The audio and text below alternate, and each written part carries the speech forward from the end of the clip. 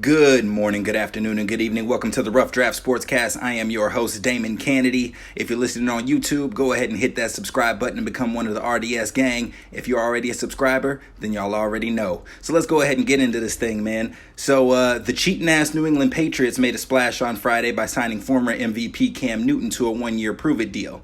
We'll get to why this is a great move for Cam in a second. But first, let's address their latest bout of malfeasance by the Patriots, shall we say, for videotaping the sideline of the 2-14 Cincinnati Bengals. Now, they claim it was footage for a TV show they produced called Do Your Job. Well, guess what? Anybody that was on that crew no longer has a job to do because they fired everybody. But of course, Bill Belichick claims that he had no knowledge. There is no chance in hell that I believe that. My theory is that Bill used this footage not to scout the Bengals roster, but to scout head coach Zach Taylor. Now, with Taylor being a brand new head coach, he came from being a quarterback coach for the Rams, so let's go ahead and cue the Sean McVay wave. So, I mean, honestly, at this point, there's no real blueprint on his tendencies. So that's what I think that Bill Belichick was looking to do. He was trying to find some tendencies, try to see what Zach Taylor likes to do, try to see if, what their sideline calls are, because this is the Bill Belichick special, man. They've been doing this since 2007 when they had, their first little, videotaping incident. There were some penalties that came down before and, I don't know, man. Roger Goodell is trying to make it seem like he's, being tougher on the Patriots. But, I mean, they're just, in the words of the late, great Charlie Murphy, man, they are habitual line steppers. So, I mean, the penalties for this particular round, if that's what you want to call them, include a loss of a third-round pick in the 2021 draft and a fine of $1.1 million. So, I mean, you can go ahead and cue the tiny violins and the fake outrage by the Patriots fans if you want to. But honestly, they are still getting off very, very easy, in my opinion. I mean, they were able to jettison that entire video crew. Obviously, nobody on the Patriots staff knew what was going on. But this is not the first time, once again. I mean, they have found hand-drawn defensive signals from the Steelers all the way back in 2011, 2007. They got caught taping, the sidelines for practice before, playoff games and before the Super Bowl. So, Bill Belichick is one of those scummy individuals, man. I mean, he's definitely going to do what it takes to win. I respect that about him, but at the same time, man, he's just a complete cheater, bro. I mean, the Patriots, while they have put up some historical numbers, and Bill Belichick has been to 8, 9 Super Bowls at this point, it's still just ridiculous, that he has to stoop to these levels and that the Patriots organization continues to allow this to happen. So, I don't know, man. I just, in the future, there needs to be some real overhaul with the Patriots organization because I feel like there's a complete double standard in the NFL where they get the chances that, no other team would get. 31 other teams would not get this type of, acquiescence by the league that the Patriots get, simply because they had Tom Brady and they have Bill Belichick and, Robert Kraft is, beloved in the NFL, but this is getting to be too much. Yeah, I don't know, man. It's just crazy. They only lost a third-round pick and $1.1 million. That's a drop in the bucket, So I don't know. Some things need to be done with this for sure. But I digress. Let's move from the off-the-field to the actual on-the-field news. So I personally think that this is a great situation for both Cam and the Patriots on multiple levels. First, Cam is going into a great situation up in New England with arguably one of the best offensive coordinators in the game in Josh McDaniels, as well as one of the best defensive units he's ever had to back him up, led by, once again, the mad genius Bill Belichick. But secondly, I actually feel like this system in New England is going to allow Cam to play to his strengths as a passer, which is that quick underneath throws from the shotgun that allow him to see the field and gives him space in case he decides to take off. Now, Cam has never truly been a great deep ball passer, and, with his shoulder issues, it hasn't really allowed him to be able to push the ball down the field in chunks. So I'm sure McDaniels would be ready to put Cam in the best, position to succeed. Now, on the negative side, once again, Cam does have some lengthy injury history. He only played 2 games last season after needing surgery on an injured foot. However, the injury that seems to concern people most would be the shoulder, and that has become a, kind of a lingering thing and a nagging thing for Cam, and that has taken away his ability for those deep throws. So I think a lot of that, can be attributed to the fact that Cam has a unique skill set with the ball in his hands when he's running.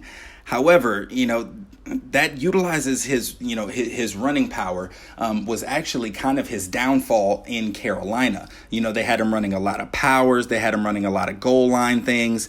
So in the open field, he was taking some hits. So a lot of that falls on Cam's lack of awareness in the open field as far as protecting himself from those hits. Case in point, on the other hand, would be Russell Wilson. That guy runs all the time, and he never takes a big hit. His open field awareness is through the roof, and he knows how to take the yards and then slide to avoid a collision. It's like, honestly, like Russell Wilson is like the Floyd Mayweather of football. He's a little undersized, but he's got that underdog mentality and just an incredibly gifted athlete with a huge heart and a high IQ. He tends to control the aggression of the game. He takes his shots, and then he is out of the way before the opponent can fire back. And, because of that, Russell Wilson is going to be able to walk away from the game with all of his faculties in place, and he's going to be making a ton of money. Now, Cam, on the other hand, is like, your version of a Deontay Wilder. He's big, he's strong, he's athletic, he's charismatic. But, they go into a situation with just pure aggression on their mind. They're trying to knock you out as quickly as possible. Now, that mentality does lead to big wins, but more often than not, that lack of, defensive awareness in the open field will get you clocked. Cam needs to learn some finesse, especially when it comes to manipulating the pocket and not trying to run every time a play begins to break down. If Cam can learn to move around the pocket and keep his eyes downfield, I think he'll be just fine. So honestly, with the fact that there is no mini camp, it's going to be up to Cam to really lock in and study this playbook so that he can be ready to go week 1. Now, once again, the fact that the Patriots face one of the toughest schedules in the league this year, I wouldn't count on seeing the Patriots in the Super Bowl. But it's not out of the realm of possibility that Cam can lead the Patriots to a playoff berth.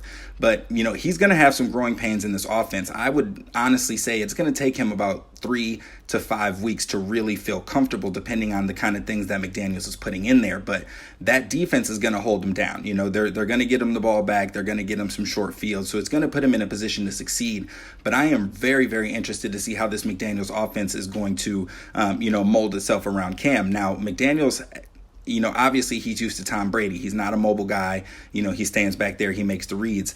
But, McDaniels has played with a mobile quarterback. I don't really know if you can call him a quarterback, but Tim Tebow, when they were in Denver, they ran a lot of that RPO. I think that's going to be Cam's bread and butter up here in New England, especially with the combination of him and James White. I think that'll be a nice little RPO combination, but I really want Cam to try to stay away from taking off every single down, and I don't want that offense to utilize him, like a second running back. That's what got him in that position in the first place. He needs to really learn how to manipulate the pocket, but that RPO game is going to have to be something that the Patriots are going to have to utilize in order to make Cam efficient. They're going to have to move that pocket. But like I said, man, it's going to take, a good 3 to 5 weeks, and they face some tough So this year. So it'll be really interesting. We're definitely going to have to keep an eye on that AFC East. Miami has gotten better. The Jets have gotten better. So I'm personally looking forward to it, but, we'll see if old Cam can hold his own out there, and we'll see if Superman can still fly.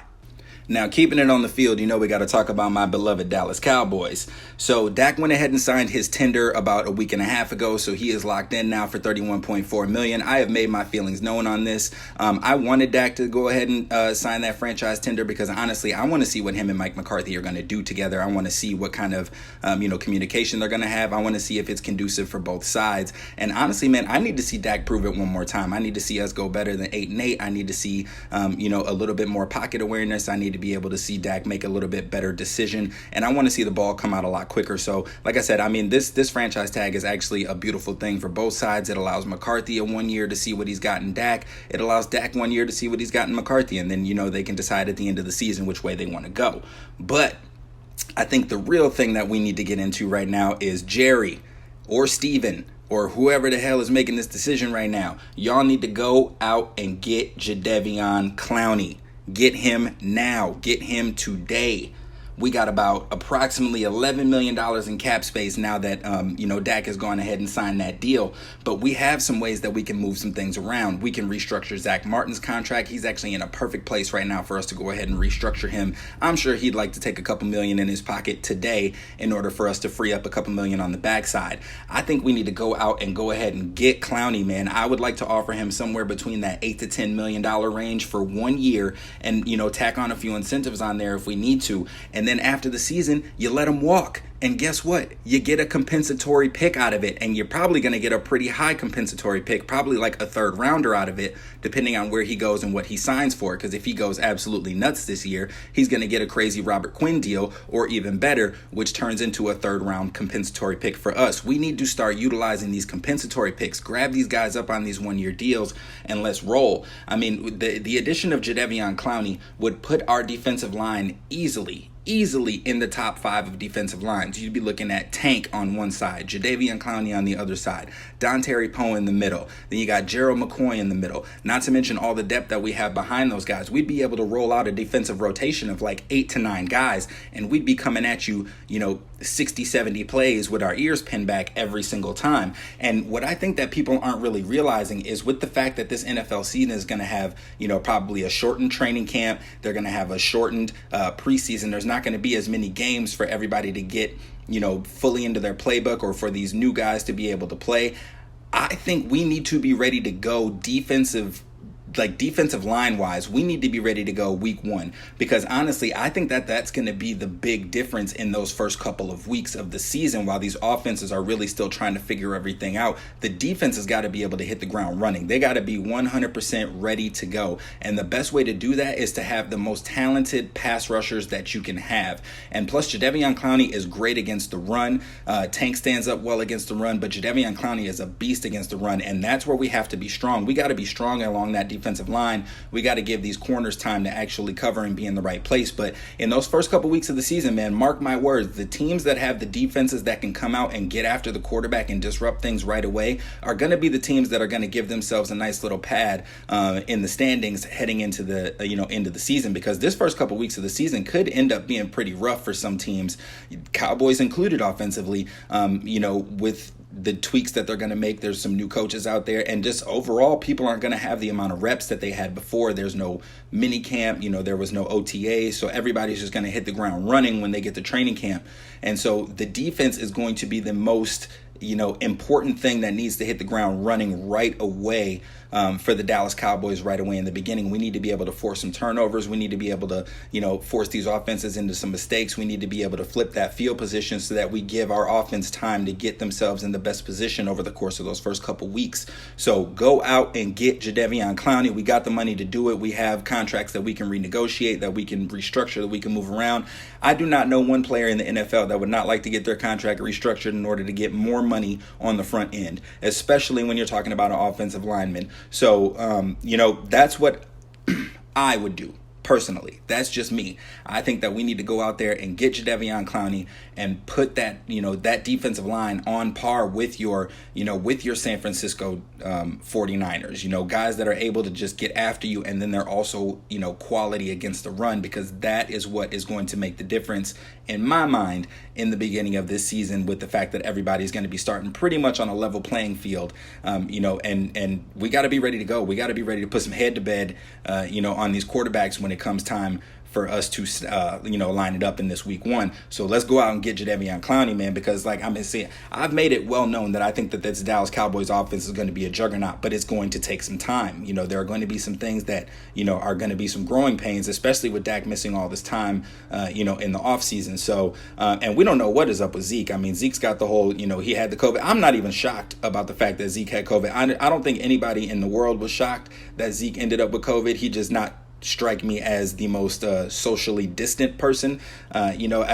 Listen, man, I've been well versed in saying that we should not have given Zeke all that money. I would have made him prove it again, but that's neither here nor there. But yeah, man, I think that the Dallas Cowboys need to go out and get Jadeveon Clowney. I think that would be a perfect thing for us. I think that we are in a perfect position to absorb that contract for 1 year, and he's already made it known that he is basically deciding between the Dallas Cowboys and the New Orleans Saints. So I know what I would rather have him do. I would rather have him have that star on his helmet. I think it would be the perfect place for him. And honestly, with the exposure that the Cowboys get, I believe we have something like 6 primetime games this year. That exposure is priceless for him, to be able to drive his numbers up, for this next coming season. But I don't really know sometimes where Jadeveon Clowney's head is at, because he's been offered some massive deals from certain teams, but it seems that he wants to be on a contender. He wants to put himself in a position to make a deep playoff run. So I think Dallas would be your best bet player. So come on down, number 90.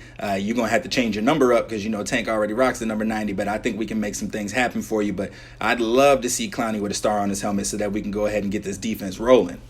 And finally, with the NFL, the social justice movement in America has finally started to make their way into the pockets of Washington Redskins owner Daniel Snyder. There is a lot of pressure on Daniel Snyder, especially now with the climate that we have going on, to finally change that deplorable name of the Washington Redskins. We all know it's something that needs to happen, especially now. I think Washington would be in a perfect position, especially with this political climate, to go ahead and just finally change the name, man. Just change the name, Daniel Snyder. Just change it, man. You're being way too stubborn. Recognize the opportunity that you have in front of you right now. You could realistically, double your team's net worth by changing this name with all of that new merchandising you're going to get, not to mention all of the public exposure that you're going to get. And, this finally will give you a chance to look like a normal, regular, caring human being. The complete 180 opposite of everything that you have shown us before, because you have thumbed your nose at every single Native American person who has opposed this name, ever since you took over the team. So it's time, man. Pepsi, Nike, and FedEx have basically started to receive, a ton of letters from all of their sponsors that have to do with the Washington Redskins, that they want this name changed. And, Nike is actually taking a big step by removing all Washington Redskins apparel from their website. You can't even search the word Washington Redskins on the Nike website and come up with any of their apparel. If that does not show you that things need to change, I don't know what does. The fact that Nike is not going to be, selling their apparel anymore is going to be a very, very big hit to Daniel Snyder. And, it's time for him to make these changes, man. The social justice revolution will not stop just for George Floyd. It is not just about the Black Lives Movement. It's not just about that. Yes, Black Lives Matter is what sparked this whole thing. But, if black people are really on board with all of this, social equality, then we need to look out for the other minority groups as well. We need to be looking out for the Asian Americans. We need to be looking out for the Native Americans. So we need to really make sure that we are making this movement all encompassing, because there are Native Americans out there marching with black people. There are white people out there marching with black people. And there are Native Americans out there marching with black people. So all of the marginalized minorities in this country need to come together and make sure that everyone is on equal footing. And I think that this would be an amazing way, to go ahead and do that. And honestly, if Daniel Snyder is not on board with this, then, we may need to look at him like the LA Clippers situation, and we may need to get him out of there. So he's feeling the pressure because, now there's been some news reports coming out that, the Washington Redskins are going to do a thorough examination of, the nickname of the team. I don't know how thorough that examination needs to be. Basically, what I think that they need to do is they just need to figure out a brand new, a brand new nickname for the team. You can keep the same color scheme. You can keep all that. You can keep your history, all that, because I know that that's what, white America is, so petrified of right now, not being able to keep their history, which is a whole nother thing in itself. That's a whole nother dynamic that we don't want to get into, but this can be done. Daniel Snyder can take this opportunity to lead the way, and honestly, this needs to go into baseball as well. The Cleveland Indians, that name needs to be changed as well. There are a lot of racially inappropriate things that are going on in the sports world that we can take this opportunity to change, but it needs to start with the Washington Redskins. I think that would be, an amazing part of the social justice revolution, and that would be something tangible, especially in the NFL, with it being so, politically polarizing, because the NFL right now is trying to, say that, they came out with the thing where, they were wrong to not support Kaepernick, but Kaepernick still ain't on no team. So, that's neither here nor there. But, with the fact that the NFL is trying to put this best foot forward as far as social justice, they need to be putting pressure on Daniel Snyder to change that name, because it's deplorable. It is, it's very offensive. And honestly, it's past time, that they need to go ahead and switch it up. So keep your color scheme, keep everything that you want to keep. But honestly, the name, the Washington Redskins, needs to go. Obviously, it won't be able to happen this season, but by the 2021 season, the Washington, NFL team needs to have a brand new name. Washington has done it before. If you remember in the NBA, they used to be named the Washington Bullets. They are no longer named the Washington Bullets because Washington D.C. had a very violent connotation attached to it at that time. They were one of the leading cities of gun violence. So the owner of the Washington Bullets said he didn't want his team associated with the name the Bullets, and boom, they were the Washington Wizards. And he made more money off of selling all of that new merchandise. So it can be done. There are teams that change things around all the time, but for you to just stand fast like that and say that you don't want to change it, or if you're going to listen to all these, old heads that are like, oh no, you can't change the name, that makes you sound weak. You sound like it makes you weak if you don't change it. If you don't realize what the times are right now, then that just makes you weak, Daniel Snyder. So that's all I'm going to say on that. I think Nike has made all the statement that needs to be made by taking down that Washington Redskins apparel, and I hope that people follow suit. I really hope that these other companies start to continue to put the pressure on Daniel Snyder to change it up. So I would be interested to see what they end up doing. Obviously, it won't happen this year, but 2021, we definitely need to be seeing some changes on the Washington NFL team, and I'm looking forward to seeing what their new name is going to be. All right, so let's go ahead and switch it up to the hardwood. We got some news in the NCAA recruiting basketball side of things. Makur Maker, cousin of Detroit Pistons forward Thon Maker, just became the first 5-star player ever to commit to an HBCU with Howard University. He is currently the number 16 player in the nation, and he is trying to start a trend of, the top basketball players in the nation starting to head to these historically black colleges. I personally am all for it. I would love to see the HBCUs start to get some recognition from the top players in the country, because, with the college game, if you're good enough, you're good enough. So if you're good enough to play at a college level and you really perfect your craft, you're going to be good enough to get to the NBA. So going to these major universities is not always the best way to go. And, I'm really, really proud of, Makur for making this decision. And he is, trying to be a catalyst for change and showing players that they can go to these HBCUs and still get a quality education and still play quality minutes.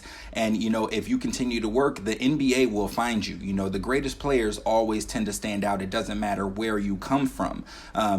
So hopefully this is going to be something that is going to continue. I would love to see this happen. There's actually another recruit.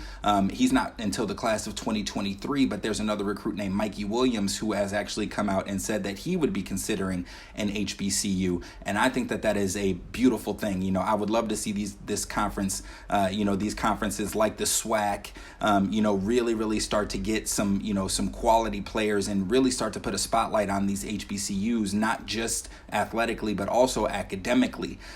So I would love to see, what comes of that. But as of right now, Makur Maker is, the first person to start this sea change. And then, we'll see if he can bring other people along with him. But NBA-wise, everybody knows NBA is coming back on July 30th. We are going to be in the bubble here in Orlando, and I am so looking forward to it. Now, I do take some issue to some people saying, that this particular season, when they come back for these playoffs and for these 8 games, that, they are expecting to see, horrible basketball, and that they don't think that these players are going to be locked in, and they don't think that some guys are going to take it serious. Let me tell you something. These guys are professional athletes. They have worked their entire lives to get to this particular position. If they show up to this thing and they don't want to be there, then they will not be there for long. Okay, everybody who's saying that these guys are going to be, locked up for 3.5 months, everybody's not going to be locked up for 3.5 months. Okay, at the most, only the 2 teams that make it to the finals are going to be there for that long. And at that point, everybody who is in this thing and who is, looking to make a deep run is going to be okay with being in this bubble. So a lot of these guys aren't going to be there that long. They might be there for those first 8 games, and then they get swept in that first round, and then, hey, get back on the plane by all means and head back home.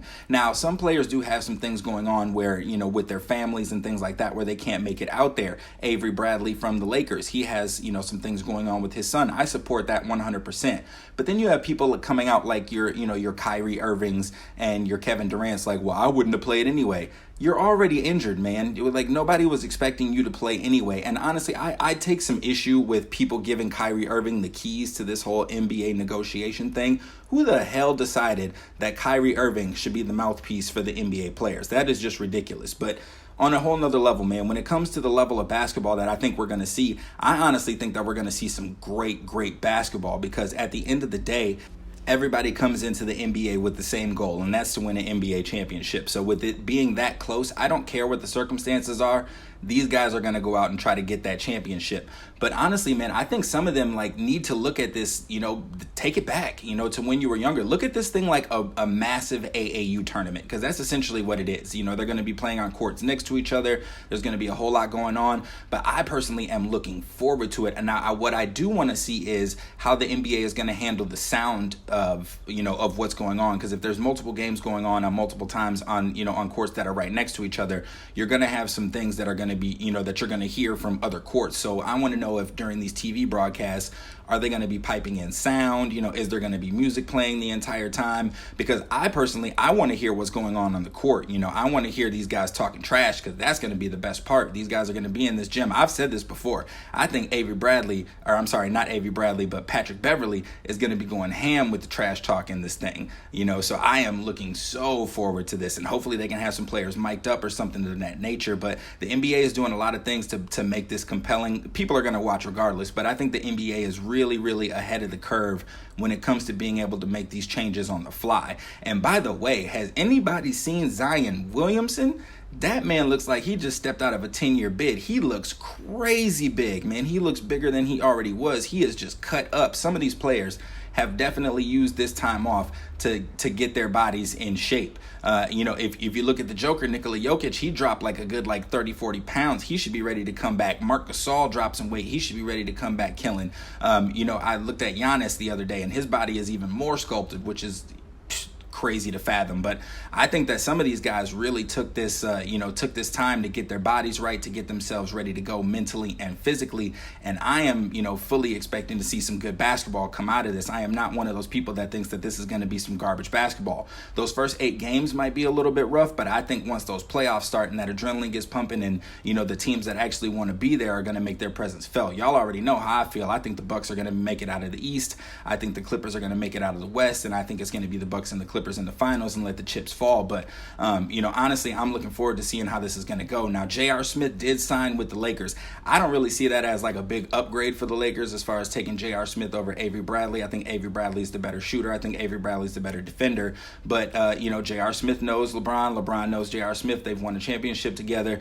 J.R. Smith also blew a championship for LeBron. But that's neither here nor there. I'm looking forward to seeing how it's going to go, man. So the NBA will be back at the end of July down here in Orlando. And we're going to be covering that thing extensively.